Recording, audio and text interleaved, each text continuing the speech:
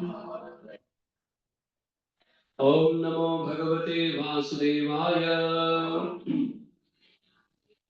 ओम नमो भगवते वासुदेवाय। नारायणं नमस्कृत्यं नरं चैव नरोत्तमं देवीं सरस्वतीं व्यासं ततो जयमुदीरये। नष्टप्रायेषु भद्रेषु नित्यं भागवत सेवया भगवतीरुत्तम श्लोके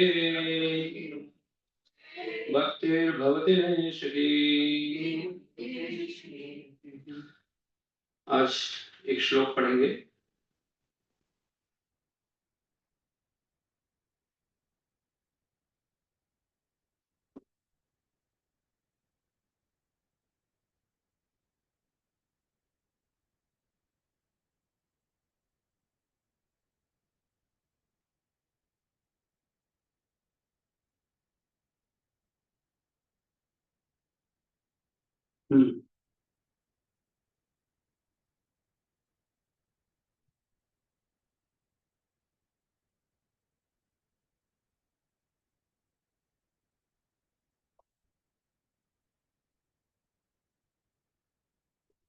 श्रीमद् भगवद गीता 7वां अध्याय श्लोक क्रमांक 21। यो यो यां यां तनु भक्त यो यो यां यां तनु भक्तः श्रद्धयार्चितुमिच्छति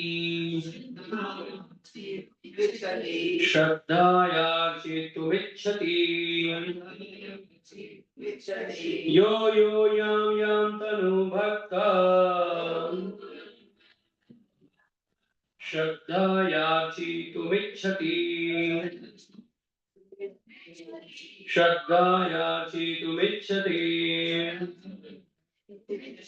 तस्य तस्याचलं श्रद्धां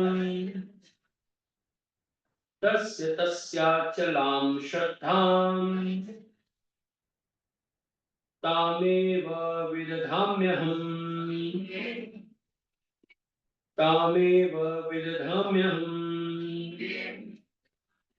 यो यो यां यां तनु भक्तः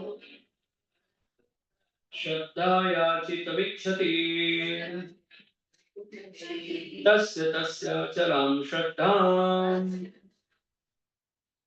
तामेव विदधाम्यहम्। शब्दार्थ यह यह जो जो याम याम जिस जिस तनुम देवता के रूप को भक्त भक्त श्रद्धया श्रद्धा से अर्चितुम पूजा करने के लिए इच्छति इच्छा करता है तस्य तस्य उसकी अचलाम स्थिर श्रद्धा को ताम उस एवा निश्चय ही विदधामि देता हूं अहम मैं। अनुवाद एवं तात्पर्य श्री प्रभुपाद जी के द्वारा। श्री प्रभुपाद की मैं प्रत्येक जीव के हृदय में परमात्मा स्वरूप स्थित हूं। जैसे ही कोई किसी देवता की पूजा करने की इच्छा करता है मैं उसकी श्रद्धा को स्थिर करता हूं जिससे वह उसी विशेष देवता की भक्ति कर सके। तात्पर्य ईश्वर ने हर एक को स्वतंत्रता प्रदान की है। अतः यदि कोई पुरुष भौतिक भोग करने का इच्छुक है और इसके लिए देवताओं से सुविधाएं चाहता है तो प्रत्येक हृदय में परमात्मा स्वरूप स्थित भगवान उसके मनोभावों को जानकर ऐसी सुविधाएं प्रदान करते हैं। समस्त जीवों के परम पिता के रूप में वे उनकी स्वतंत्रता में हस्तक्षेप नहीं करते अपितु उन्हें सुविधाएं प्रदान करते हैं जिससे वे अपनी भौतिक इच्छाएं पूरी कर सके। कुछ लोग यह प्रश्न कर सकते हैं कि सर्वशक्तिमान ईश्वर जीवों को ऐसी सुविधाएं प्रदान करके उन्हें माया के पाश में गिरने ही क्यों देते हैं? इसका उत्तर यह है कि यदि परमेश्वर उन्हें ऐसी सुविधाएं प्रदान न करे तो फिर स्वतंत्रता का कोई अर्थ ही नहीं रह जाता। अतः वे सबों को पूर्ण स्वतंत्रता प्रदान करते हैं, चाहे कोई कुछ करे, किंतु उनका अंतिम उपदेश हमें भगवत गीता में प्राप्त होता है। मनुष्य को चाहिए कि अन्य सारे कार्यों को त्याग कर उनकी शरण में आए और इससे मनुष्य सुखी रहेगा।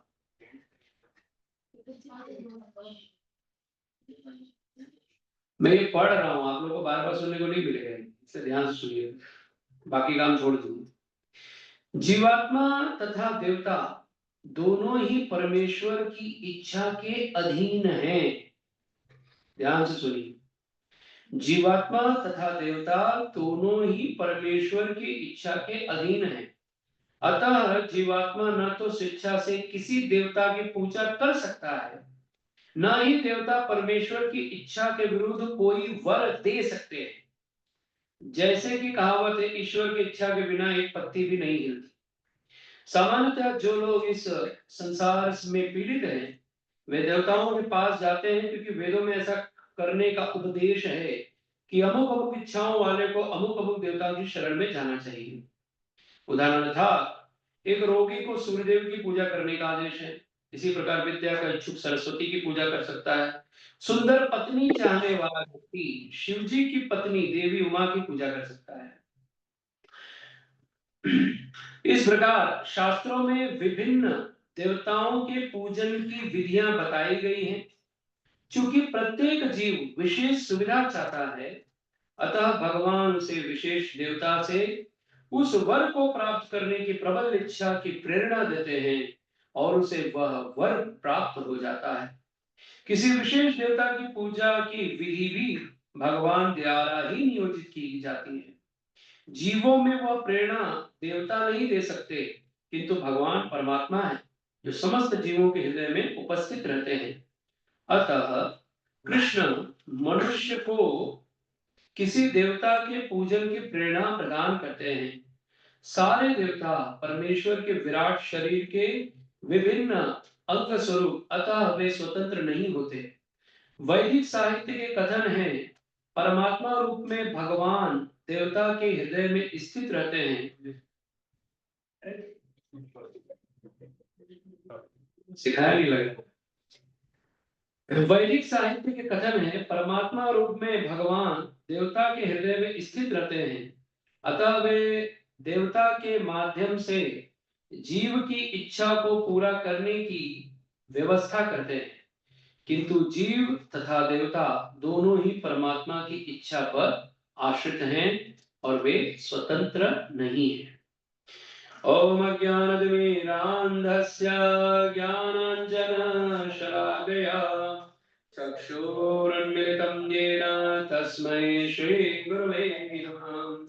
श्रीचैतन्यमनोभीष्टं स्थापितं येन भूतले स्वयं रूप कदा मह्यं ददाति स्वपदान्तिकम्। वन्देऽहं श्रीगुरो श्रीयुतापदगमनं श्रीगुरुन् वैष्णवांश्च श्रीरूपं साग्रजातं सहगण रघुनाथान्वितं तं सजीवं साद्वैतं सावधूतं परिजनसहितं कृष्णचैतन्यदेवं श्रीराधा कृष्णपादां सहगण ललितां श्रीविशाखान्वितांश्च नमो विष्णुपादाय कृष्णप्रेष्ठाय भूतले श्रीमते भक्तिवेदांत स्वामिनिति नामिने नमस्ते सारस्वती देवे गौरवाणी प्रचारिणे निर्विशेष शून्यवादी पाश्चात्य देशकारिणे वाञ्छाकल्पतरुभ्यश्च कृपा सिन्धुभ्य एव च पतितानां पावनेभ्यो वैष्णवेभ्यो नमो नमः। हे नमो महावदन्याय कृष्ण प्रेम प्रदायते कृष्णाय कृष्ण चैतन्य नामने गौरतसे नमः। हे कृष्ण करुणा सिंधु दीनबंधु जगत्पते गोपेश गोपिकाकांत राधाकांत नमोस्तुते। तप्त कांचन गौरांगी राधे वृंदावनेश्वरी वृषभानुसुते देवी प्रणमामि हरिप्रिये।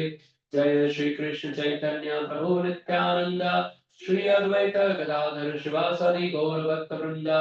हरे कृष्णा कृष्णा कृष्णा हरे हरे हरे राम राम राम हरे हरे।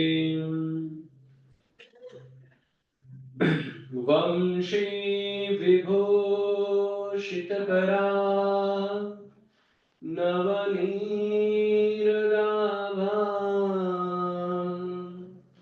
पीताम्बर किमपि तत्त्वहं न जानी। पूर्णेन्दुसुन्दरमुखा अरविन्दनेत्रा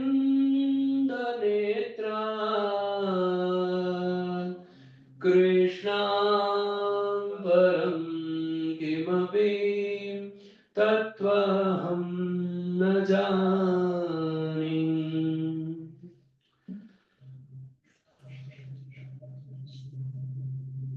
हरे कृष्ण।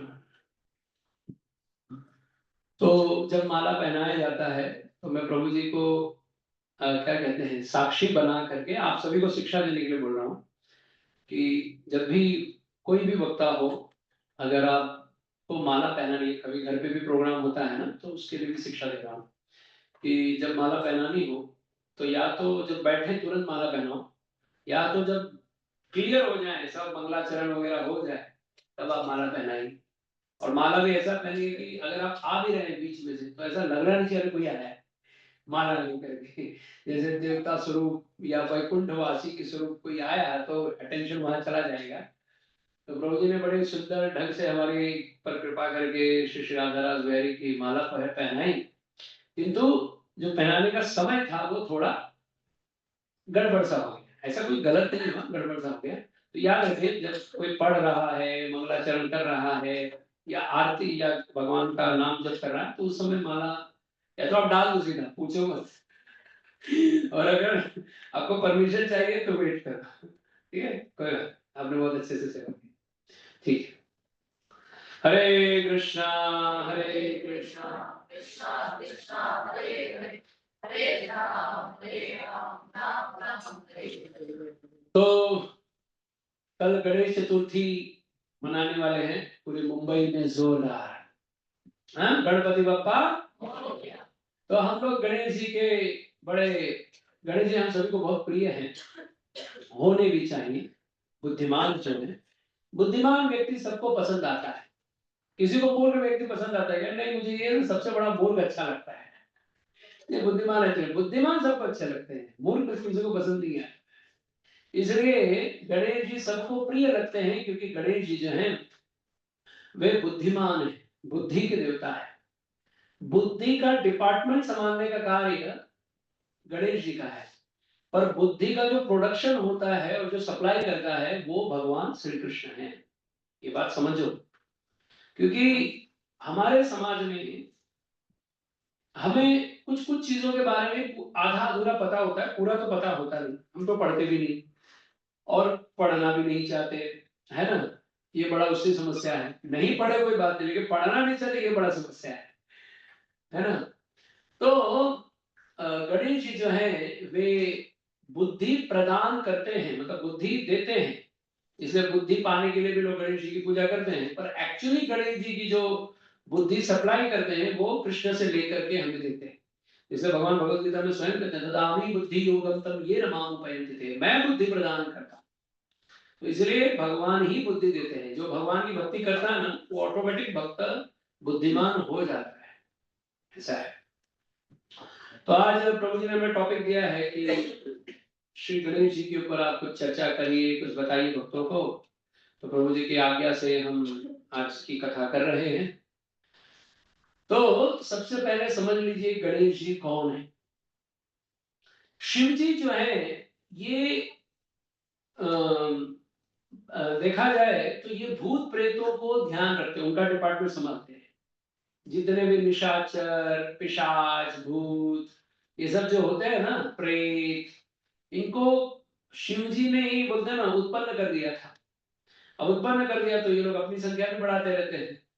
तो इन सब को कंट्रोल करने के लिए शिव जी उनके पास हमेशा रहते हैं ताकि इन सबको कंट्रोल रखें।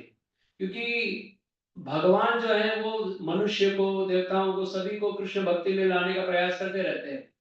और ये भूतों को भी भगवान की सेवा में लगाना है तो इसके लिए कौन करेगा? वैसा प्रीचर कौन मिलेगा जो भूत प्रेत को जाके लेक्चर दे? तो वो काम केवल शिव जी कर सकते हैं, वो इतना आसान नहीं है ना। जैसे हमारे मंदिरों में परम पूज्य गोपाल कृष्ण गोस्वामी महाराज को शिव जी कहा जाता है कि ऐसे ऐसे उनके शिष्य हैं जो भूत प्रेत से कम नहीं। तो बहुत सारे शिष्य लोग अपना गुणगान करते हैं कि महाराज जी शिव जी के समान है और हम लोग भूत प्रेत के समान है कि महाराज जी ने हमें भी संभाल के रखा है। तो ऐसे वैष्णवों का स्वभाव होता है कि वो सब पर कृपा करते हैं, भूत प्रेतों को भी प्रीचिंग करते हैं, उनको भी लेक्चर देते हैं। तो ये कार्य शिव जी करते हैं। पर शिव जी जो है कभी कभी समाधि में चले जाते हैं। अब माता दुर्गा अपने काम में बिजी रहते, भाई गृहिणी घर का काम भी देखना पड़ता है। तो ये भूत प्रेत लोग ऐसे तो भगवान का नाम कर ले लेते हैं, लेकिन कभी कभी उत्पाद मचाने लगते हैं, स्वभाव से आदि है नहीं। अभी हम 2 मिनट के लिए चुप हो जाए तो सब आपस में बात करने लग जाते हैं, नहीं तो कंट्रोल करने के लिए कोई चाहिए होता है। तो ऐसे ही भूत प्रेतों को कंट्रोल करने के लिए भी जो एक देवता है उनका नाम है गणेश जी। ये जो गणों के ईश हैं उनका नाम है गणेश। ये पोस्ट है, इट्स नॉट उनका नेम है, ये पोस्ट है गणेश जी का।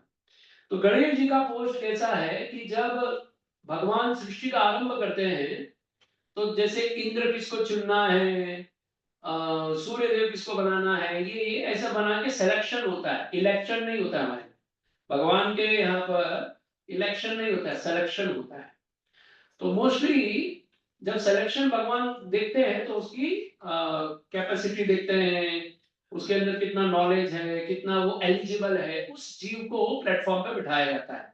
जैसे भारत का प्रधानमंत्री नाम बोलते हैं हम समझ जाते हैं प्रधानमंत्री किसको बोल रहे हैं, वो दाढ़ी वाले। पर प्रधानमंत्री दाढ़ी वाले हो जरूरी नहीं है ना, प्रधानमंत्री कोई भी हो सकता है, पर वो एक पोस्ट है। तो उस पोस्ट पर जो कोई भी व्यक्ति बैठता है उसका अपना भी एक नाम होता है। तो वैसे ही गणपति एक पोस्ट है और उस पोस्ट पर कोई ना कोई जीव बैठता है ताकि वो सबको कंट्रोल कर सके। तो पहला काम तो उनको दिया है विघ्न हरता, विघ्न को कंट्रोल करने के लिए। ठीक है, जैसे अभी हमने भगवत गीता में सुना कि सब कार्य के लिए एक एक भगवान ने देवताओं को नियुक्त कर रखा है। ऐसे ही गणपति को भी नियुक्त किया गया है, वो भी एक पोस्ट है। और उस पोस्ट का काम ये है कि जितने भूत प्रेत हैं इन सबको कंट्रोल करने के लिए गणेश जी आते हैं। ठीक है, तो इसलिए गणपति की जहां पूजा होती है वहां जो भी भूत प्रेत होते हैं वो पहले ही भाग जाते हैं, क्योंकि उनको पता है हमारा कंट्रोलर आ गया। ठीक है, और अगर कहीं भूत भूत मिल जाए तो जाके पहले गणेश जी का मूर्ति ढूंढना, अगर नहीं मिला तो समझ लेना इस घर में भूत है।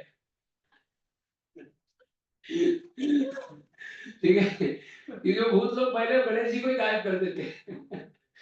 है ना, बॉस नहीं रहेगा तभी तो अपना चलेगा ना, बॉस रहेगा तो अपना कहाँ चलेगा। तो इसलिए विघ्न हरता कहे गए हैं गणेश जी। तो ये पोस्ट है, उस पोस्ट के आधार पर उनको भगवान ने ये सेवा दी है। उनको 2 काम दिया, पहला भूत प्रेतों को कंट्रोल करना, इसलिए गण, गण कौन है, गण माने लोग हैं, यानी भूत प्रेत भी बोल सकते हो, हम लोग भी गण ही है ना, जन गण। तो गण का मतलब होता है लोग। तो उन लोगों का जो पति है गणपति, तो ये मोस्टली किसके लिए गणपति कहा गया? पति का मतलब होता है जो भूत प्रेतों के पति, यानी उनके कंट्रोलर, इसलिए गणपति, सेनापति। हाँ, ये सब जो हम लोग पति सुनते हैं, अभी हम लोग केवल पति हैं, ठीक है, इसलिए हमारा चलता नहीं है।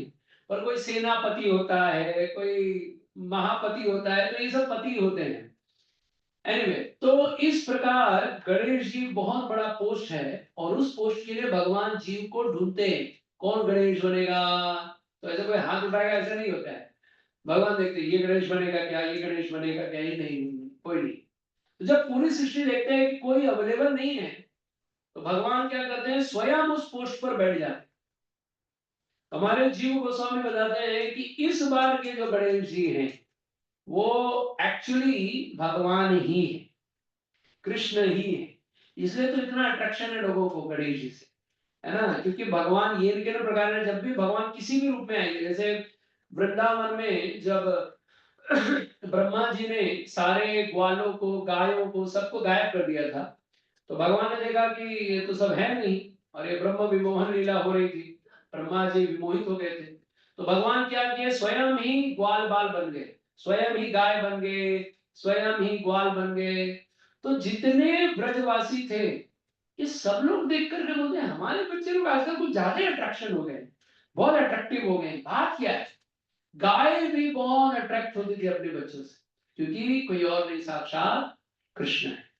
तो वैसे ही अभी के जो वर्तमान गणेश जी हैं, ये एक्चुअली भगवान ही है। इसलिए हम लोग गणेश जी से एक अट्रैक्शंस, भले हम इग्नोर करो, हाँ बोलो ना बोलो, जो बोलना है बोलो, पर जो लोगों में गणपति के प्रति जो आकर्षण आता है ना, वो कहीं ना कहीं कृष्ण के कारण आता है, विष्णु के कारण आता है। बिना विष्णु के कोई आकर्षण हो ही नहीं सकता।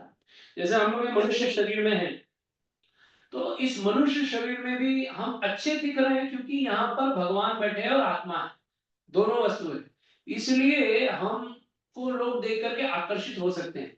पर जैसे इसमें से भगवान निकल जाए, परमात्मा और आत्मा दोनों निकल जाए, तो ये शरीर कैसा, कितना डेंजरस लगेगा नहीं। तो ऐसे ही भगवान जब तक किसी देवता के रूप में बैठे हैं, उसी देवता से लोगों का आकर्षण होगा। तो ये तो एक बात है। इसलिए गणपति कौन है, ये आपको समझना चाहिए। समझ में आया? तो अब बात करते हैं गणेश जी का क्या स्टोरी है, ये क्यों गणपति चतुर्थी, भाद्रपद के शुक्ल पक्ष की चतुर्थी तिथि पर गणपति मनाया जाता है, इसके पीछे कारण क्या है। तो कई कई युग चले हैं, उन युगों में अलग अलग कथाएं हुई, जिनमें से एक कथा ये है जो आप सभी फेमस है, जो आप सभी जानते हैं, कि एक बार माता दुर्गा की दो मतलब बोलते हैं ना, उनके साथ में थी सखिया, या सखिया बोलो या उनके सहचरी बोलो, दासी बोलो, जो भी। तो उनका नाम था जया विजया। हाँ, एक होते जय विजय, जो भगवान की सेनापति, दुर्गा माता के साथ में भी जया और विजया करके दो स्त्रियां। तो वो लोग हमेशा माता दुर्गा के साथ रहती। अब औरतों का काम होता है कुछ ना कुछ तो आग लगाती रहती है। तो नहीं, मतलब ऐसा हर जगह नहीं है। मर्यादा में। तो अब हुआ ये कि जया विजया बोलती है, देखो ये तो गणेश जी जो, अरे सॉरी, माता, मतलब दुर्गा देवी को बोलते हैं कि देखो सब लोग है ना शिव जी का, इधर सारे सिक्योरिटी गार्ड जितने भी हैं सब शिव जी का सुनते हैं, तुम्हारा कोई नहीं सुनता है, तुम्हारा भी कोई होना चाहिए। तो माँ दुर्गा बोले उसमें क्या है, जो मेरे पति का है वो मेरा है, उसमें क्या प्रॉब्लम है, मुझे कोई प्रॉब्लम नहीं, आई एम हैप्पी। हर स्त्री पहले अच्छी ही सोचती है, बुरा कुछ नहीं सोचती है। पर आगे देखो माँ दुर्गा है, तो एक बार वो नहा रही थी, स्नान करने गई, तो उन्होंने नंदी को बोला कि देखो तुम यहाँ पर रुको, मैं जब तक नहीं बोलूंगी किसी को अंदर आने मत देना। बोले ठीक है माता। तो वो आगे घूमने लगे, इतने में शिव जी आ गए, बोले मेरे को अर्जेंट काम है। बोले नहीं नहीं प्रभु, वो माँ ने ना रोका है, आप प्लीज मत जाइए। अरे है, किसका आदमी है, हाँ? मुझे रोक रहा है। नंदी बोले जी प्रभु, बात ऐसा है, तो शिव जी चले गए, कुछ बोल ही नहीं सकते थे। और शिव जी अंदर एंट्री कर गए, माँ दुर्गा को बुरा लग गया। और उनको ये नहीं लगा कि शिव जी एंट्री किया, उनको लगा ये लोग हमारा सुनते नहीं। तो दो जया विजया थी, उन्होंने बोला भी था ये सिक्योरिटी गार्ड तुम्हारा सुनते नहीं। अब प्रमाणित भी हो गया। अब दिमाग खराब हो गया, ये इनके सब लोग हैं, सब इनका सुनते हैं, हमारा कोई सुनता ही नहीं। हाँ? तो माता दुर्गा ने एक बार सोचा, विचार किया, तो उन्होंने अपने शरीर में बेसन, केसर, चंदन, सब कुछ का लेप लगाया हुआ था। तो सब निकाल निकाल करके उसे एक बहुत सुंदर सा एक जीव को तैयार किया। और ये जो है वो गणेश जी थे, बहुत सुंदर रूप था, मनुष्य जैसा फेस होता है देवताओं का वैसा था। तो बहुत सुंदर बालक, बहुत शक्तिशाली। और उसको एक त्रिशूल पकड़ा दिया हाथ में, बोला बेटा तुम यहाँ पे खड़े रहना, जब तक को मैं ना बोलूं किसी को अंदर आने मत देना। तो फिर वो पहरा देने लगा। अब उतने में शिव जी आ गए। अब फिर शिव जी आ गए तो शिव जी अंदर जाने लगे। तो बोला, ए, कौन हो तुम, कहाँ जा रहे हो? बोला, ये कौन नया आया है? तो अब वो बोला, बोले, नहीं मैं तो अंदर जा रहा हूँ मेरी पत्नी से मिलने। नहीं नहीं, आप अंदर नहीं जा सकते, हमारी माँ ने हमें आज्ञा दिया है, जब तक मैं ना बोलूं कोई अंदर नहीं जा सकता, आप नहीं जा सकते अंदर। अब उनको क्या पता ये कौन है। तो दोनों में बहस हो गया। अब शिव जी तो आशुतोष हैं, ऐसे नाम है शिव जी का, बहुत जल्दी प्रसन्न हो जाते हैं। और शिव जी क्रोधित भी बहुत जल्दी हो जाते हैं। तो शिव जी को आया गुस्सा, तो लगे वो अपना तलवार दिखाने और त्रिशूल दिखाए, इतने में शिव जी अपना त्रिशूल उठाया, सीधा गला काट दिया, बोले, जा हट। गए। तो माता शिव जी जो माता जो दुर्गा है, जब शिव जी अंदर आए तो उनको लगा कि भगवान आ गए, तो उनकी सेवा करना, पति का तो कर्तव्य है, पति आ गए तो सेवा करो। तो उन्होंने बढ़िया से थाली वाली भोजन वोजन बना करके उनको परोसा, और एक थाली बनाया। शिव जी जब पाने लगे तो बोले, अरे ये दूसरा थाली किसके लिए है? बोले, अभी अभी मेरा एक पुत्र को मैंने जन्म दिया है, उसके लिए थाली रखा है। बोला, वही जो पहरा दे रहा था क्या? बोले, हाँ। बोला, अरे मैंने तो उसका गला काट दिया। बोले, क्या? तो शिव जी बोले, आपने मुझे वो रोक रहा था, फिर मेरे से झगड़ा कर लिया वो, तो मेरे को गुस्सा आ गया, मैंने गला काट दिया। तो माता दुर्गा रोने लग गई कि आपने तो बहुत बुरा किया मेरे साथ, मेरा एक ही बेटा था, वो भी जो मेरा सुनता था। एक तो आपका बेटा कार्तिकेय, वो तो सिर्फ आपका सुनता है, एक मेरा बेटा होना चाहिए ना, मेरा लल्ला। इसलिए दो बच्चे तो होने ही चाहिए, मेरा भी मानना है। ठीक है। एक माँ का होता है, एक पिता का होता है। अब वो चॉइस करना पड़ेगा कि पहला माँ का है कि दूसरा माँ का है। ठीक है। तो इस प्रकार जो गणेश जी जो है, अब उनका गला कट गया था। तो शिव जी ने देखा मेरी पत्नी रो रही है, पत्नी को रोते हुए कोई पति देख नहीं सकता है, ठीक है। तो शिव जी ने क्या किया कि बोला, कोई बात नहीं, तुम चिंता मत करो, मैं इसे फिर से पुनः जीवित कर दूंगा। तो गणेश जी, ये भगवान शिव ने अपने दूतों को कहा कि जाओ, जो पहला मनुष्य मिल जाए, जो पहला मनुष्य मिल जाए उसका सर काट के लेके आ। अब ये लोग ढूंढने निकल गए। अब ये तो भूत गण ही नहीं है सब, आधे से ज्यादा। तो वो लोग गए, जो आदमी मिला, हाउ लॉन्ग पूछा। इतने में उसका गला काटा और लेके आ गए, शिव जी मिल गया। शिव जी बोले, ये क्या उठा रहा है? तेरे को बोला था कोई मनुष्य का लेके आया। बोले, अरे 4 लाख प्रकार के मनुष्य है, जो मनुष्य पहला मिला उठा रहा है। तो हम लोगों को लगता है कि मनुष्य मतलब केवल सिंपल नाक वाला, सिंपल आंख वाला। 4 लाख प्रकार के मनुष्य होते हैं। तो उनमें से एक ऐसे भी टाइप के मनुष्य हैं जिनको विघ्नेश कहा जाता है। तो ये जो है वो ही उनका सर लेके आया, शिव जी ने जब जोड़ दिया तो वो जो विघ्नेश कहलाए, ठीक है। तो इसलिए उनका नाम पड़ा विघ्नेश। तो शिव जी ने उस दिन उनका गला वाला जोड़ दिया। तो उस दिन से फिर माता शिव बड़ी प्रसन्न, माता दुर्गा बड़ी प्रसन्न हुई। और उस दिन से गणपति जी का हैप्पी बर्थडे मनाने लगे। ठीक है। तो आज की जो कल की चतुर्थी आएगी, उस दिन से शिव गणपति जी का जन्म हुआ, ऐसा बताया जाता है। और भागवतम में, रामायण में, अन्य पुराणों में भी ऐसा कथन है कि जब भगवान शिव और माता पार्वती का विवाह हो रहा था, तो जब उन दोनों का विवाह होने वाला था उसके पहले गणेश जी की पूजा हुई। अब ये बात थोड़ा अलग लगता है, अभी तो शादी हुआ नहीं, बच्चा कहां से है पहले। तो ये एक्चुअली जो गणेश जी है, ये आदि गणेश है। जैसे मैंने कहा कि ये पोस्ट है। तो ऐसा नहीं है कि वो एल्बम दिखा रहे थे गणेश जी को कि देखो ये पूजा, और हमारे शादी का एल्बम दिखा रहे थे भगवान शिव माता पार्वती। तो गणेश जी ने देखा, अरे इसमें तो मेरा फोटो है। बोले, अरे बेटा ये आदि गणेश है। तो गणपति जो है ये आदि गणेश है, ये कोई ऐसे कोई जीव तत्व ही है, लेकिन वो देव है, वे लोग मनुष्य नहीं। ठीक है। लेकिन ये सब लोग भगवान के अधीन रहते हैं, इसलिए इनका नाम विघ्न विनाशक भी कहा जाता है। क्योंकि ये अगर आपके जीवन में कोई प्रॉब्लम हो तो आप गणेश जी के शरण में जाते हैं, तो गणेश जी वह सब का निवारण करते हैं। पर जो निरंतर कृष्ण के शरण में रहते हैं, नरसिंह भगवान उसकी उसके ऊपर कृपा करते हैं और गणेश जी देखते हैं कि कोई अगर नरसिंह भगवान की पूजा करता है, क्योंकि विघ्न की शक्ति उनको कहां से मिलती है? नरसिंह भगवान से। तो गणेश जी जो है जब देखते हैं कि कोई नरसिंह भगवान की पूजा करता है तो गणेश जी उसकी सहायता भी करते रहते हैं। इसलिए हम लोग नरसिंह भगवान की भी अगर पूजा करते हैं तो गणेश जी हमसे बहुत प्रसन्न होते हैं। इसलिए भक्तगण निरंतर जय नरसिंहदेव जय नरसिंहदेव करते रहते हैं, क्योंकि जो विघ्न विनाशक है उसके जो सेवक हैं वो है गणेश जी। किसके हैं? भगवान नरसिंहदेव के। तो इसलिए हम लोग गणेश जी की पूजा भी करते हैं और नरसिंहदेव की पूजा करते हैं। और अगर नरसिंहदेव की अगर हमने पूजा की और गणेश जी की पूजा नहीं की तो भी चलता है, पर आपने गणेश जी की पूजा की और नरसिंह भगवान की पूजा नहीं की तो नहीं चलता है। क्योंकि अगर जो वैष्णव पंथ में है, जो लोग वैष्णव धर्म जानते हैं, उनको नरसिंह भगवान की पूजा करनी चाहिए।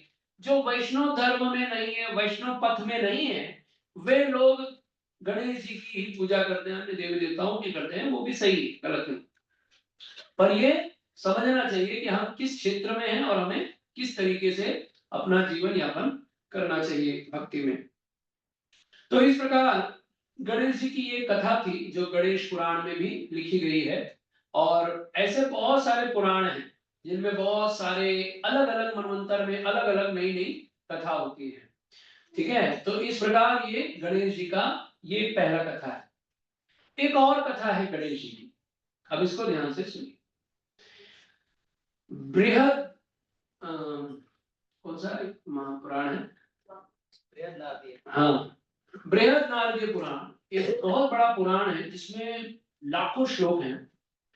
उसमें भी एक कथा आती है और ये भी एक मनवंतर की कथा है। एक बार माता पार्वती भगवान शिव से कहती हैं कि प्रभु, ये जो कार्तिकेय है ना, ये तो सिर्फ आपका सुनता है, आपके साइड से चलता है, क्योंकि वो भी रुद्र रूप में रहते हैं। तो उनका नाम ही है एक तो मुर्गन बोलते हैं उनको, दूसरा उनको स्कंद बोलते हैं। स्कंद, स्कंद मतलब जो शिव जी का बेटा है। तो ऐसे उनके कई नाम हैं भगवान कार्तिकेय के। तो कार्तिकेय बहुत शक्तिशाली हैं और देवताओं के सेनापति हैं, तो वो हमेशा बिजी रहते हैं लड़ाई करने झगड़ा करने में। अब माता दुर्गा को चाहिए था कोई एक प्यारा सा बच्चा मिले जो दिन भर झगड़ा झगड़ा करने की बातें ना करे, एक तो चाहिए ना थोड़ा सिंपल शांत। तो उन्होंने शिव जी से कहा कि देखो, आपके पास आपका बेटा है पर मेरे पास मेरा बेटा नहीं है। भले कार्तिकेय मेरा बेटा है पर ये आपके साइड में ही रहता है, हमेशा तैयार रहता है, पापा अभी कहाँ जाना है, किस पे अटैक करना है। तो माँ दुर्गा परेशान रहती है, अरे स्त्री होती है ना, तो स्त्री को इकट्ठा थोड़ा सिंपल बात करो, हर बार झगड़े की बात मत करो, थोड़ा शांत रहो। ये अलग बातों को झगड़ा करने का मन रहता है। तो वहां पर माता दुर्गा ने शिव जी से कहा कि आप मुझे कोई उपाय बताए जिससे मेरा बेटा। तो भगवान शिव ने बताया कि हे देवी, यदि तुम्हें इच्छा है कि तुम्हें अपना पुत्र चाहिए तो मैं तुम्हें जो नियम बता रहा हूँ उसका पालन करो। तुम सदैव ब्रह्म मुहूर्त में उठ करके स्नान करके ये तपस्या करो, ये मंत्र का पाठ करो। भगवान विष्णु का ही सब विधि बताया कि ऐसे ऐसे करो, ये करो, यज्ञ करो, दान करो, तपस्या करो, ऐसे सब कुछ बताया। और बहुत कठोर तपस्या बताया शिव जी ने कि ये मतलब इम्पॉसिबल जैसा सुन के ही लगता है कि ये तो हमसे नहीं होगा। पर माता पार्वती ने वो सारा तपस्या किया, सारी तपस्याएं की। और सारी तपस्या करने के बाद जब उनको उन्होंने तपस्या किया तो तपस्या करके भगवान प्रकट हुए, भगवान विष्णु। तो उन्होंने भगवान ने ग्लोरिफिकेशन किया माता पार्वती का कि माता, आपने इतनी कठोर तपस्या की है जो आज तक संसार में ना तो किसी ने किया है और ना ही भविष्य में कोई करेगा जो आपने किया है। ये असंभव कार्य भी आपने संभव बनाया। तो ये इतनी कठोर तपस्या आपने किस उद्देश्य से किया है, आप मुझे बताइए, मैं उसे आपको वरदान रूप में दूंगा। तो माता पार्वती ने कहा कि मुझे भी एक अपना पुत्र चाहिए जो आप जैसा। क्या कहा? मुझे अपना पुत्र चाहिए जो आप जैसा। तो भगवान ने राइट देखा लेफ्ट देखा, मेरे जैसा तो कोई है ही, भगवान का कोई दूसरा तो कॉपी है नहीं, वो खुद ही है। तो भगवान ने क्या किया, स्वयं ही वे गणपति के रूप में यानी माँ दुर्गा का पुत्र के रूप में प्रकट हुए और वहां पे उनको मिल गए। तो जब माता दुर्गा को उनका पुत्र प्राप्त हो गया तो उन्होंने बहुत बड़ा सेलिब्रेशन रखा, सारे गेस्ट को बुलाए, इंद्र चंद्र वरुण सभी देवी देवता, ऑलरेडी सुंदर है फिर भी उसे मेकअप करके आए, तो सब लोग आए और आ करके उन्होंने गणपति जी का बर्थडे मनाया, मस्त सेलिब्रेशन हुआ। तो माता पार्वती ने देखा सब लोग आए हैं, एक आदमी नहीं आया। बोले कौन? शनिदेव। बोले ये आए नहीं अभी तक। तो बाद में उनको फोन लगाया, अरे आप आए नहीं हमारे बर्थडे में हमारे बच्चे के। तो उन्होंने बोला कि देखो क्या है ना देवी, मेरी जो आंखें हैं ना वो ऐसी हैं कि मैं अगर किसी को देखता हूँ ना तो उसका कुछ ना कुछ बुरा ही हो जाता है, तो इसलिए मैं नहीं आऊं तो ये अच्छा है। तो माता दुर्गा को ऐसा कोई प्रॉब्लम नहीं, आप आओ। मैं तो अब उनको अपने तपस्या पर विश्वास नहीं, मैं जब तपस्या कर चुकी हूँ तो मुझे भगवान ने दिया है, तो इसमें तो कुछ गड़बड़ होगा नहीं। तब वहां पर जैसे ही जब शनिदेव आए उनके बोलने पर, और माता ने फिर देवताओं अपने दूतों को भेजा था कि जाके लेके आओ शनिदेव को, वो आके मेरे बच्चे को आशीर्वाद नहीं करते। तो शनिदेव आए तो आके ऐसे नीचे करके और सर ऐसे नीचे करके आए, और आते ही ऐसे बोले हाँ जाओ भगवान की कृपा रहे, ये वो ऐसे बोल रहे। तो माता दुर्गा बोलते हैं अरे आप सर नीचे क्यों रखे, थोड़ा आप उठाइए तो सही, मेरे बच्चे को देखिए तो सही। तो शनिदेव ने कहा माँ मैं जब भी देखूंगा ना तो कुछ बुरा ही होता है, इससे रहने दो। नहीं नहीं आप देखो कोई प्रॉब्लम नहीं। तो जैसे ही शनिदेव ने अपनी आंखें खोली उस बालक पे डाला, उस बालक का सर कट गया। अब शनि जिस पे दृष्टि डालते हैं उसको उल्टा ही होता है। तो शनिदेव ने जैसे ही दृष्टि डाली वो उनका गला कट गया। अब माता दुर्गा रोने लग गई, अरे ये क्या हो गया, ये क्या हो गया, ये क्या हो गया। शनिदेव बोलते मैंने बोला था। तो फिर बाद में शनिदेव को प्रार्थना किया और सब लोगों ने फिर उनको वापस से वही अलग अलग सिर लगाया जो गणपति का सिर बताते हैं। तो इस प्रकार उनका ऐसे दूसरी एक कथा है जो बृहदारण्यक उपनिषद और बृहदारण्यक पुराण में लिखा है कि इस प्रकार उनका वो स्वरूप बाद में तैयार हुआ। तो ऐसे कई पुराणों में अलग अलग कथाएं हैं, हमें भी नहीं पता चलता है कि ये वाली कौन सी कथा, ये वाली तो अलग अलग पुराण या अलग अलग मनवंतर में अलग अलग कथाएं होती हैं। क्योंकि जितने मनवंतर होते हैं उसमें एक लीला होती है, और वो जो लीला है वो हर बार एक नई लीला होती है। तो इसलिए हम लोगों को थोड़ा कंफ्यूजन आता है, या कोई हमें नया बताता तो हमें लगता है ये नया है, और ये सब ऑलरेडी हो चुका है इतिहास। तो इस प्रकार गणेश जी जो है वे, उनका जो स्वरूप है और उनका क्यों इतना पूजा करना, आज हम लोग भी बैठ करके उनके बारे में बात कर रहे हैं, तो क्यों कर रहे हैं उसके पीछे कई सारे रीजन है। पहला कारण है कि आज हमें जितने भी वेद शास्त्र मिल रहे हैं ना पढ़ने को, इसको जो लिपिबद्ध लिखने का काम किया है वो गणेश जी ने किया है, वेद व्यास जी ने नहीं किया है, गणेश जी ने किया। वेद व्यास जी ने मंत्र बोला है, श्लोक बोले हैं, उसको लिखने का काम गणेश जी ने किया है। क्योंकि इतनी स्पीड से बोलना और लिखना इतना आसान नहीं होता है, आप बोलते रहो लिखते रहो, नहीं पॉसिबल है। तो जब वेदों की रचना, खासकर श्रीमद् भागवत महापुराण की रचना करनी थी, तो वेद व्यास जी ने गणेश जी को बोला था कि आप ही लिखिए अपने हाथों से। तो वेद व्यास जी ने जब कहा कि आप लिखिए, तो गणेश जी ने कहा एक शर्त पे मैं लिखूंगा। बोले क्या? बोले आप अगर नॉन स्टॉप बोलते रहोगे तो ही मैं लिखूंगा, क्योंकि मेरे को अगर आपने बोला नहीं रुको 2 मिनट थोड़ा ब्रेक लेते हैं, तो फिर मैं लिखना छोड़ दूंगा। मंजूर है तो बोलो। तो वेद व्यास जी ने कहा ठीक है। तो वेद व्यास जी बुद्धिमान है, वो भी शक्त्यावेश अवतार है भगवान के। तो वेद व्यास जी ने कहा देखो मैं बोल तो रहा हूँ लेकिन याद रखना लिख तुम रहे तो दुनिया में तुम्हारा भी नाम आएगा ना कि गणेश जी ने लिखा है, तो गणेश जी ने गलत कैसे लिखा। तो इसलिए मैं जो बोलूंगा, अगर वो थोड़ा आप सोच के तभी लिखना, अगर कहीं गड़बड़ हो गया तो फिर मत बोलना, थोड़ा ध्यान देना। तो वेद व्यास जी तो कोई भी शब्द गलत नहीं बोलने वाला है, लेकिन फिर भी उन्होंने ऐसा कंडीशन डाल दिया। तो गणेश जी भी बुद्धिमान, तो दोनों में बोलते हैं ना एक प्रकार का कंपटीशन लग गया है कि तू बोलते रहे मैं लिखते रहूंगा, अगर रुकना बोलना बंद लिखना बंद। तो वेद व्यास जी क्या करते थे, नॉन स्टॉप बोलते रहे और गणेश जी लिखते रहे। लेकिन जब कहीं वेद व्यास जी को थोड़ा सोचना होता था ना कि अभी क्या इसमें आगे कैसे आगे बढ़ना है, तो होता है स्टोरी अगर आप लिखोगे तो बहुत सारा चीज याद करना पड़ता है, तो हम लोग ऐसा सोचते रहते हैं, पर यहाँ तो रुक नहीं सकते। तो गणेश जी को क्या करते थे, वेद व्यास जी कुछ ऐसा क्या बोलते हैं, पहेली फेंक देते थे कि ये ऐसा कैसे। तो गणेश जी भी एक सेकंड के लिए ऐसा सोचते रहते थे, इतने में वो और 1000 श्लोक तैयार कर लेते थे। इतना फास्ट कैलकुलेशन करते थे वेद व्यास जी, तब जाकर के ये भागवत पुराण की रचना हुई। इसलिए हम सभी लोग गणेश जी के ऋणी हैं, क्योंकि उन्होंने हमें भागवत महापुराण लिख कर दिए। और आप बद्रीनाथ जाएंगे ना, तो वहां पर आज भी पत्थर रखा हुआ है। अब वो पत्थर का भी एक स्टोरी है। तो जब बद्रीनाथ में जब वेद व्यास जी लिखवा रहे थे, गणेश जी लिख रहे थे, तो इतने में स्याही खत्म हो गया। अब बोला कौन नीचे पहाड़ से उतरे जाएगा, दुकान में स्याही खरीदेगा, फिर लेके आएगा, फिर लिखना स्टार्ट कर, बहुत टाइम चला जाएगा। तो अब गणेश जी को, और ऊपर से इतनी सुंदर कृष्ण कथा चल रही है, तो गणेश जी को छोड़ के जाने का मन नहीं हो रहा था। तो उन्होंने क्या किया, अपना वज्र जैसे समान हाथ से अपना एक दांत तोड़ा और पत्थर पे लिखना चालू कर दिया, ताकि वो कृष्ण कथा नॉन स्टॉप चलता रहे, रुके नहीं। तो उन्होंने अपने एक दांत तोड़ करके अपनी पत्थर के ऊपर, शिलाओं के ऊपर भागवतम लिखना चालू किया। आपको बद्रीनाथ में देखने को मिलेगा, कभी जाओगे तो। कभी यात्रा निकालो बद्रीनाथ, केदारनाथ, बारिश में। ठीक है, लोग अभी वैष्णो देवी जाते हैं वर्षा ऋतु में।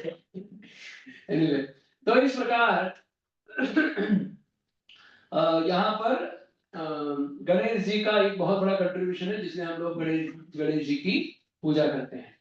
और गणेश जी जो है, जैसे हमने बताया कि विघ्नहर्ता है, गणों को, भूत प्रेतों को कंट्रोल करते हैं, वैसे भगवान ने गणेश जी को एक शक्ति भी दी है कि कोई भी व्यक्ति यदि अपने जीवन का नया कार्य आरंभ करता है, तो वो जब तक गणेश जी का प्रार्थना नहीं करता, कार्य नहीं करता है, तब तक उसके जीवन में बाधाएं बनती रहती हैं। तो भागवतम में जब समुद्र मंथन हो रहा था, तो समुद्र मंथन में भी ऐसे ही हो गया था कि देवताओं लोग पर्वत उठा करके लेके जा रहे थे मंदराचल पर्वत को मथने के लिए। तो पहले वो पर्वत गिर गया, फिर उसको उठा करके इनके प्रकार ने ले जा करके जब समुद्र में रखा, तो फिर से अंदर चला गया। तो देवता लोग इतने परेशान हो गए, एक तो समुद्र मंथन करने के लिए भगवान ने हमें काम दिए, ऊपर से हर बार एक एक प्रॉब्लम आ रहा है। तो भगवान समझ गए कि ये काम किसका है, क्योंकि देवताओं ने इतना बड़ा जब कार्य आरंभ किया, तो एक जन को प्रार्थना नहीं किया, किसको, विघ्नेश को। इसलिए विघ्न बार बार आने लगे। ऐसा एक श्लोक है, उस श्लोक का एक प्रकार का मीनिंग है कि विघ्नेश विज्ञाय, ऐसा एक शब्द है भागवतम में। उसका एक मीनिंग है कि विघ्न का जो ईश्वर है, वो उनका ध्यान नहीं किया। एक साइड ये है, दूसरा अर्थ है कि विघ्न आ रहा है, वो ईश्वर को ध्यान नहीं कर रहे हैं, ऐसा भी उसके एक अर्थ है। अनेकों प्रकार के अर्थ लगाए जा सकते हैं। तो इस प्रकार जो गणपति जी जो हैं, वो कोई भी बड़े कार्य में उनको प्रार्थना कर लेने से वो विघ्न दूर हो जाता है। तो हम सभी वैष्णव हैं, भक्तगण हैं, हम लोगों को कभी ये नहीं बताया गया है कि गणेश जी की पूजा करने की जरूरत है। क्यों नहीं जरूरत है हमें? क्योंकि हम लोग ऑलरेडी, जैसे मैंने बताया कि नरसिंह देव की पूजा करते हैं, हम भगवान श्री कृष्ण के शरण में हैं। तो एके साधे सद सदे, सब साधे सद जाए, एको साधे सब सदे। तो जब हम किसी एक की पूजा करते हैं, तो हमें अनेकों के पास जाने की जरूरत नहीं। इसलिए मैंने भगवत गीता का जो श्लोक लिया 7.21, उसमें यही भगवान बोलते हैं कि ये सारा कार्य मैं ही करता हूं, पर अगर किसी को लगता है कि वो इस देवता की पूजा करके उसका प्रॉब्लम सॉल्व होता है, तो मैं उसके हृदय में वो बात को, वो वाला चिप डाल देता हूं, जिसकी वजह से वो बिलीव कर पाता है कि ये देवता मेरा एक्चुअली प्रॉब्लम सॉल्व कर रहे हैं। तो भगवान उस देवता को भी आशीर्वाद देते हैं कि तुम इसको आशीर्वाद दो करके। नहीं समझे? फिर से समझा। हमारे हृदय में अगर हमें लगता है कि हम इधर ये देवी देवता की पूजा करेंगे तो हमारा प्रॉब्लम सॉल्व होगा, तो उसकी अगर ये इच्छा है, तो भगवान उसकी इच्छा पूरी करते हैं, उसके हृदय में वो देवता की भक्ति जागरूक कर देते हैं। और फिर वो उधर जाता है, उस देवता की पूजा करता है, तो देवता प्रसन्न हो गए, आशीर्वाद देते हैं। तो वो बोलते हैं, अरे हम उधर गए थे ना, तो हमारा प्रॉब्लम खत्म हो गया। तो वो जो उधर जो देवता बैठे हैं, वो भी भगवान को बोलता है, भगवान ये आदमी आया, आपका क्या करना है? भगवान बोलते, दे दे उसको, वरदान दे दे। तो भगवान उसको, वो देवता लोग वरदान देते हैं। इसलिए हमें किसी के पास जाने की जरूरत नहीं, जबकि हमें अगर पता हो कि हम किसके शरण में हैं। कौन किसके शरण में? आप श्री श्री राधा रास बिहारी। अगर आप इनके शरण में हो तो आपको किसी देवी देवता के पास जाने की जरूरत नहीं है, किसी की पूजा करने की जरूरत नहीं है।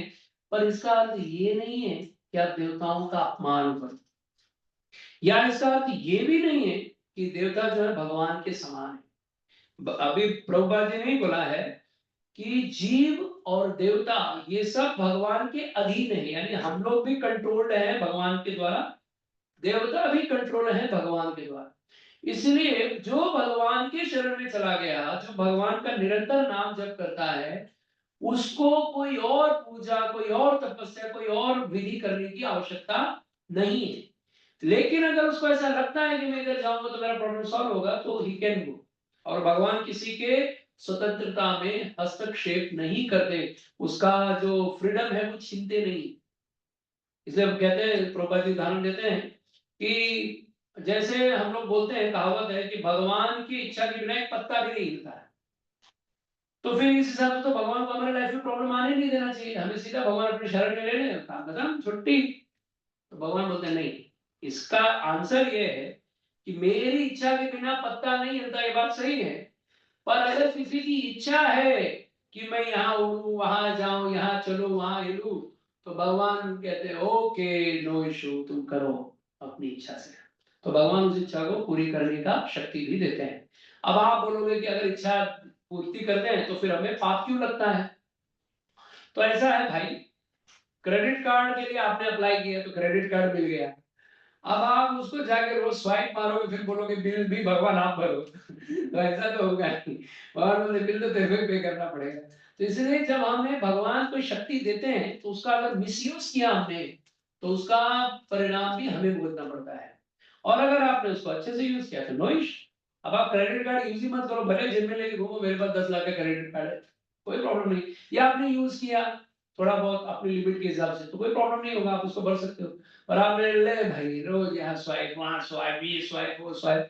एक बार हम विवाह करा रहे थे तो सब लोग नोट बांट रहे थे, एक आदमी क्रेडिट कार्ड लेके घूम तो कहने का मतलब है कि आप कोई भी चीज को अगर लिमिट में करते हो तो वो आपको फायदा देगा, अन्यथा नुकसान देगा। तो इसी प्रकार जो देवता है ये लोग भी हमें बेनिफिट देते हैं अगर हमारी इच्छा होगी तो।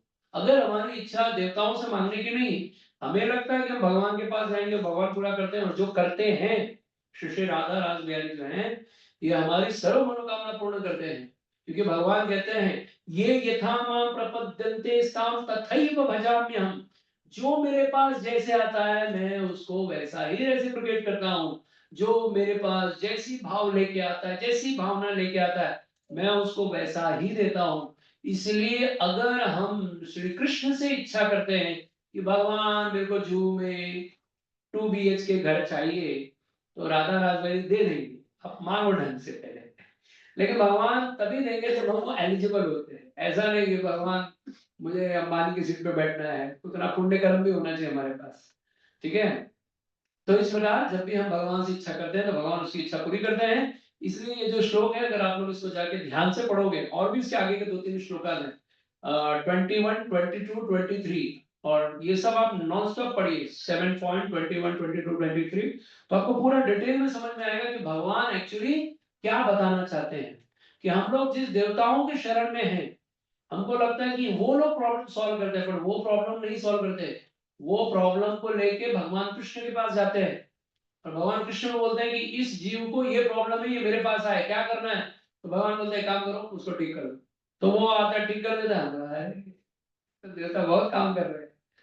तो हम जाते हैं, तो हमें देवताओं के पास जाने की बजाय अगर हम कृष्ण के पास जाते हैं तो कृष्ण भी हमें उससे ज्यादा ही बेनिफिट देने वाले हैं, क्योंकि भगवान ही सबको कंट्रोल करते हैं।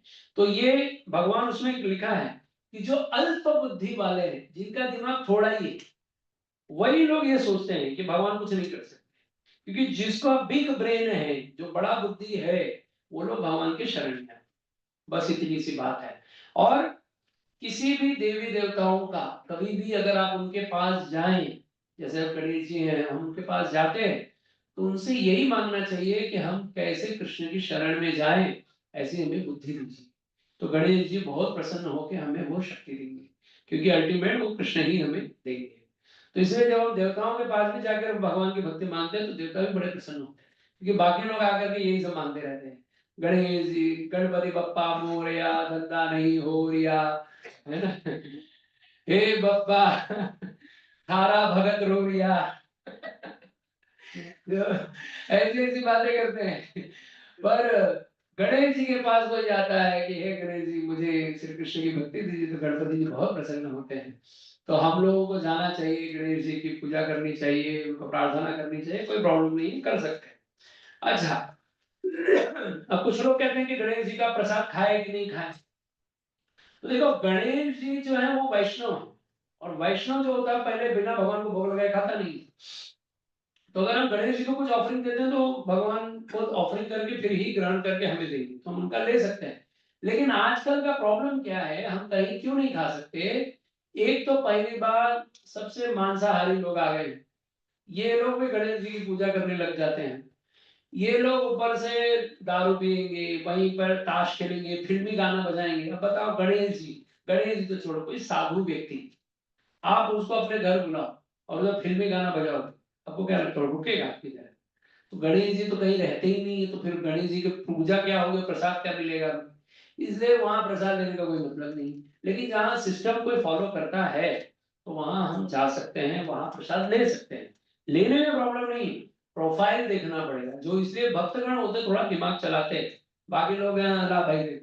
तो लेकिन वैष्णव जो होते हैं वो सिस्टम को समझ करके किसी के यहाँ खाना है, किसके यहाँ नहीं खाना, ये सिस्टम समझना बहुत जरूरी है। इसलिए जहां हम पाते हैं सोच समझ के प्रसाद लेना चाहिए गणेश जी का। ठीक है, अब हम कह तो रहे हैं गणेश जी का, लेकिन आप अगर हर जगह यहाँ वहां खा रहे हो तो आप खा लो, कोई प्रॉब्लम नहीं। लेकिन अगर आप नहीं खाते तो आप गणेश जी का सोच के खाओ। लेकिन जब आप सब जगह खा ही रहे हो बिना बोले भी, अब थोड़ी पूछो अरे प्रसाद है क्या, नहीं बिना प्याज लहसुन के आएंगे। जो ये पूछता है ना, देखो दो प्रकार के भक्त हैं इस्कॉन में भी। पहले होते थे कि महाप्रसाद है क्या, वो पूछते थे तो लोग खाते थे। अब पूछते हैं प्याज लहसुन के बिना है क्या? तो जो बिना प्याज लहसुन का खाने का कोशिश करता है वो कुछ भी खा सकता है, उसको कोई प्रॉब्लम नहीं है। लेकिन जो महाप्रसाद पाना चाहता है तो वो सोच समझ के पाना चाहिए। ठीक है, तो इस प्रकार गणेश जी जो है विघ्नहर्ता है, और इनका बहुत बड़ा कंट्रीब्यूशन है हमारे लिए। वे एक देवता है, देवताओं की शक्ति बहुत ज्यादा होती है, और ये भी भगवान के भक्त हैं, इसलिए इनका सम्मान करना चाहिए। और इनसे हमें प्रार्थना करनी चाहिए कि आप भी हमें विघ्न हमारे जीवन में हरिए, ताकि हम भगवान की भक्ति में आगे बढ़े। और लास्ट में, अब कोई भी गणपति पूजा होगी जहां पर भी होती होगी, एक मंत्र जरूर बोला जाता है लास्ट में, कायेन वाचा मनसेन्द्रियर्वा बुद्ध्यात्मना वा प्रकृते स्वभावात् करोमि यत् यत् सकलं परस्मै नारायणाय समर्पयामि। इसका अर्थ क्या है कि ये जो काया है, कायेन वाचा, वाचा मतलब वाणी, हम शरीर से या वाणी से कुछ बुरा कर देते हैं, कुछ गलती कर देते हैं। कायेन वाचा मन से भी एरवा, मन से भी शायद कुछ तो गलत करते हैं। हम लोग कौन सा अच्छा अच्छा दिन भर सोचते रहते हैं, है ना। कायेन वाचा मन से एरवा बुद्ध्यात्मना प्रकृति स्वभाव, और बुद्धि भी ऐसी है कि प्रकृति के स्वभाव के कारण हम कभी अच्छा सोच ही नहीं पाते, हमेशा बुरा करते रहते हैं। जैसे हमारे गांव में हमारे माँ लोग, भगवती माता ले जाए इसको, तो ऐसा, तो ये कितना बुरी बात है ना किसी को श्राप देना। पर ऐसे होती है आंखें, ऐसी ऐसी ऐसी करती रहती है, तो इसका मतलब है ना प्रकृति के कारण इनकी बुद्धि ऐसी है। तो कायेन वाचा मनसेन्द्रियर्वा बुद्ध्यात्मना वा प्रकृते स्वभावात् करोमि यद् यत् सकलं परस्मै, कि मैं हर बार कुछ ना कुछ प्रयास करता रहता हूँ, और पता नहीं अच्छा है कि नहीं, लेकिन मुझे इतना पता है नारायण यदि समर्पयामि, जो भी है मैं नारायण को समर्पण करता हूँ, नारायण देख लें उसको। तो नारायण के आगे अगर कुछ चीज समर्पण किया तो नारायण उसको अच्छा कर देते हैं। तो इसलिए हे गणपति जी, जब भी हम कोई कार्य करें तो वो भगवान नारायण को आप अर्पण कर दीजिए। तो अगर आप गणेश जी की पूजा करते हैं, पूजा करने के बाद अगर आप ये मंत्र बोलते हैं, तो जो आपने गणेश जी की पूजा की है, गणेश जी इस पूजा को देख करके भगवान को अर्पण कर देते हैं। इसलिए नारायण इति समर्पयामि। तो हम लोग इसलिए ये मंत्र जो है, जिन लोगों ने, विद्वानों ने गणपति की पूजा का व्याख्यान लिखा है, उन्हीं लोगों ने ये मंत्र भी जोड़ के हमें दिया है कि हम ये मंत्र लास्ट में जरूर बोले। तो इसलिए जब भी जाए गणेश जी को, जब आप ये बोलते हैं तो गणेश जी बड़े प्रसन्न होते हैं, और वहां जाकर के गणेश जी को वहां पर जाकर के नाम जप करिए, कथा करिए, कीर्तन करिए, गणेश जी को बहुत अच्छा लगता है। तो इस प्रकार हमें गणेश जी के पास जाकर के वहां भजन करना चाहिए। ठीक है। और एक लास्ट 1 मिनट में बोलता हूँ, संपन्न करूंगा कि गणेश जी का जो स्वरूप है ना, वो भी हमें बहुत कुछ शिक्षा देता है। उनके बड़े बड़े कान हैं। गणेश जी ने गज कर्ण, गज कर्ण का मतलब होता है 2 बड़े कान हैं, अर्थात वो कथा सुनने के लिए, छोटे कान से पूरा नहीं सुन पाएंगे तो बड़ा कान लेके रखा है, पूरा फास्ट सुन सकते, कैप्चर कर सकते हैं, ज्यादा दूर जाए नहीं। जैसे गणेश जी के विघ्न, जो उनके कान हैं वो भी बहुत बड़े हैं। फिर उनका जो सूंड है वो लंबा है, क्योंकि वो धीरे धीरे सांस लेते हैं। तो ये सब हमें बताते हैं कि व्यक्ति को सफल कैसे होगा अपने जीवन में, भक्ति में भी या किसी भी कार्य में। अगर उसको सफल होना है तो गणेश जी से सीखना चाहिए। पहला है, सुनना चाहिए, बोलना बहुत कम चाहिए। ये पहला पॉइंट है। आजकल हम बोलते ज्यादा है, सुनने का तो हमारा सिस्टम ही खत्म हो गया है। ठीक है। अभी सुन रहे, बड़ी कृपा है। दूसरा है कि वो धीरे धीरे सांस लेते हैं। अगर आप धीरे धीरे सांस लोगे ना, तो आपका मन शांत रहेगा, आपको गुस्सा जल्दी नहीं आएगा। जो लोग ऐसा करते हैं, जब आप गुस्सा हो जाते तो नथुने फूल जाते हैं। आप देखना, अगर कोई आदमी गुस्सा है या गुस्सा करने वाला है, उसका पहला नथुना जो है ना, ऐसा बड़ा हो जाएगा। देखना, आप कभी ध्यान से देखना, कोई गुस्सा करता है थोड़ा नोटिस करना, तो इनके नथुने फूल जाते हैं। तो गणेश जी के नथुने एकदम शांत रहते हैं, इतने लंबे हैं, तो वहां से यहाँ तक पहुंचने में टाइम लग जाएगा। तो इसलिए लंबी सांस लेते से कूल रहते हैं, शांत रहते हैं। फिर उसके बाद में गणेश जी के जो एक दांत टूटा है, एक दंत, जैसे मैंने कहा कि किस लिए तोड़ा है, संसार के कल्याण करने के लिए। तो संसार के कल्याण के लिए दांत भी तुड़वाना पड़ता है। उसके अलावा गणेश जी के 4 हाथ है, सेवा करने में एक्सपर्ट हैं। गणेश जी का पेट बड़ा है, दिलदार व्यक्ति है। और गणेश जी जो है उनका सर बड़ा है, यानी वो बुद्धि के देवता है, बुद्धिमानी से जीवन जीते हैं। इसलिए संसार उन्हें बहुत प्रिय, लोगों को वे बहुत प्रिय लगते हैं। तो इसलिए गणेश जी से हमें समझना चाहिए कि हमें श्रवण करना चाहिए, कम बोलना चाहिए। सेवा करने में उनको 4 हाथ क्यों दिया है? क्योंकि 2 हाथ कम पड़ रहे सेवा करने। हम लोगों को जो 2 हाथ दिया उसमें भी लोग एक ही हाथ लगा के रखते हैं। कुछ लोग तो लेफ्ट से ही डालना चालू करते हैं, है ना। कभी कभी जब हम सेवा ज्यादा करते हैं ना, तो हमें लगता है काश हमारे पास 2 हाथ और होता ना, तो हम और सेवा करते थे। तो भगवान हमें वो भी फैसिलिटी दे देते हैं, पर उतना सेवा करने की इच्छा होनी चाहिए। तो इस प्रकार ये गणेश जी जो है, जिनका पूरा स्वरूप जो है वो अल्टीमेट हमें भक्ति की ओर अग्रसर करने के लिए, अगर हम वो समझे तो। अब समाज में बस यही हो गया कि गणेश जी जो लोकमान्य तिलक, जिन्हें जब ये तालीम किया था, चालू किया था कि बाल गंगाधर तिलक, सॉरी, लोकमान्य तिलक, लोकमान्य बाल गंगाधर तिलक, हाँ, लोकमान्य बाल गंगाधर तिलक। तो बाल गंगाधर तिलक ने, जब अंग्रेज थे तो मीटिंग करना बहुत पॉसिबल नहीं हो पाता था, तो उन्होंने ये एक समय आरंभ किया कि हम लोग एक काम करते, गणपति पूजा करें। तो गणपति पूजा करेंगे तो क्या, गणपति, गणपति मतलब सभी को इकट्ठा करना है। इकट्ठा करना है तो क्या करें, कैसे करें? तो उन्होंने दिमाग चलाया। हम क्या करते हैं, गणेश जी को लाएंगे, मंडप बनाएंगे, 10 दिन गणेश जी की पूजा करेंगे, रात भर जागरण करेंगे। तो जागरण वगैरह का कोई मीनिंग नहीं था, सिर्फ इसलिए कि रात को बैठ के मीटिंग करेंगे, ताकि अगला स्ट्रेटेजी प्लान बनाना है कि आगे कैसे अंग्रेजों के साथ लड़ना है। तो उन्होंने ये आरंभ किया मुंबई से, और आज पूरे विश्व भर में प्रचलित हो गया है। और देश नहीं, विदेशों में भी दूर दूर तक लोग गणेश जी को खूब मान रहे हैं। विदेशों में भी गणेश जी की, मतलब मैं भी दुबई गया था, तो वहां भी बोलते, प्रभु जी यहाँ पर है ना, गणेश जी को डुबाने के लिए जगह मिला है। मतलब सोचिए, जिस देश में वहां भगवान का नाम लेना दुष्कर है, वहां के लोग भी, जो शेख लोग हैं, वे लोग भी गणेश जी ला के रखते हैं घर में, वो भी पूजा करवाते हैं। बड़ा आश्चर्य है। तो ये सब भगवान की कृपा ही समझिए कि एटलीस्ट ये सब संभव हो रहा है।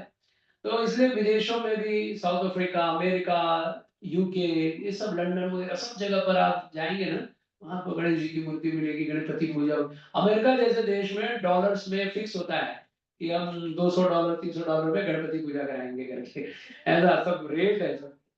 तो ये सब हो रहा है, ये अच्छी बात है। भला इनके प्रकार लोग सनातन धर्म के पास आ तो रहे हैं, इनके प्रकार, बस वहां प्रचार की जरूरत है, जो आप लोगों को करना चाहिए। हम लोगों का काम है कि हमें ज्ञान इकट्ठा करके दूसरों को बताना है, इसके लिए ज्ञान चाहिए। बाकी हमें अगर पता चल गया ना कि भगवान का नाम जप करना है, ये सफिशिएंट है, इसके लिए ज्यादा ज्ञान की जरूरत नहीं है। और दूसरों को बताने के लिए ज्ञान की आवश्यकता होती है। तो इसलिए आप स्वयं भी ज्ञान इकट्ठा करिए, आप भी जाइए, देश विदेश में जाइए, प्रचार करिए, लोगों को कृष्ण के बारे में समझाइए, और लोगों को ओरिजिनल धर्म क्या है, ओरिजिनल भक्ति क्या है, ये जब तक नहीं पता चलेगा तब तक उनका जीवन आगे नहीं बढ़ेगा। और बहुत लोग परेशान हैं, हो सकता है वो आपका वेट कर रहे हैं, क्योंकि जब हम लोग कहीं जाते हैं तो लोग बोलते प्रभु जी अगर आप हमारे पास नहीं होते तो आज हमारा क्या होता। हम भी बोलते हैं, जब हम भी किसी के शरण में थे तो हम भी यही बोलते थे, प्रभु जी आप नहीं होते तो हमारा क्या होता। इसलिए प्रचार करना मुख्य कार्य है, आप लोग उसे करिए, और गणेश जी से प्रार्थना करिए, और भगवान श्री कृष्ण से प्रार्थना करिए कि हमारी बुद्धि जो है उनकी शरण में लगी रहे और सदैव उनका सेवा करते रहें। बोले श्री श्री राधा राधा भगवान की, प्रभुपाद की, गणपति बप्पा। हरे कृष्ण। किसी का कोई प्रश्न है हम ले सकते हैं।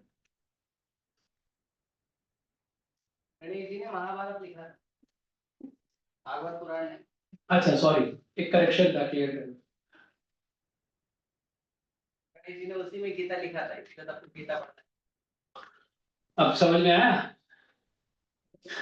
ठीक है, और कुछ? हाँ, महाभारत के रेफरेंस। और किसी का कोई प्रश्न नहीं है? हम मंदिर में आते हैं तो सिद्धि विनायक जा सकते हैं दर्शन करने? हाँ जाइए, इसमें प्रॉब्लम क्या है। भक्तों को लेके जाइए। कीर्तन का हम लोग, हमारा लोग का ऐसे इस्कॉन में बहुत बार ऐसा ग्रुप जाता है, कीर्तन करते हुए जाता है, और वो लोग को पता होता है इस्कॉन वाले आते हैं कीर्तन करते हुए, दे नो। जाइए, अच्छी बात है। और किसी का कोई प्रश्न?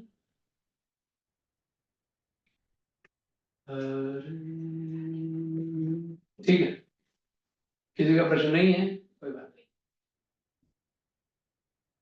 ठीक है, शुभ प्रभात की। कौन नरसिंह आरती करेगा?